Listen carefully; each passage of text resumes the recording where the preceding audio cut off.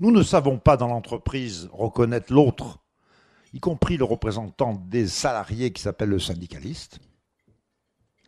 Nous ne savons pas, en tant que syndicaliste, être responsable, c'est-à-dire penser à autre chose que défendre l'existant, l'acquis, les avantages acquis, les statuts acquis, et penser, nous aussi, en tant que syndicalistes, à l'intérêt collectif, et pas uniquement de ceux qu'à un moment donné nous représentons. Nous ne savons pas faire beaucoup de choses, et c'est tous ces dysfonctionnements qui sont tout à fait simples à énumérer et relativement faciles à combler ou à modifier, qui font que nous nous traînons.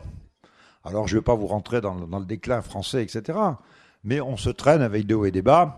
Quand la conjoncture européenne va bien, tirée par les autres, on arrive à remettre quelques personnes au boulot. Nous avons une démographie qui va nous faciliter la tâche au sens, si vous voulez, du ratio de ceux qui cherchent un travail sur la population totale.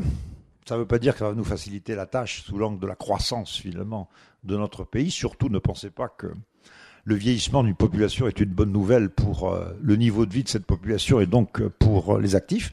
Tous ces sujets-là sont très faciles à exprimer, y compris théoriquement dans un programme politique, si certains en sont suffisamment convaincus. Après, il suffit de se mettre au boulot. Mais de se mettre au boulot en reconnaissant l'autre.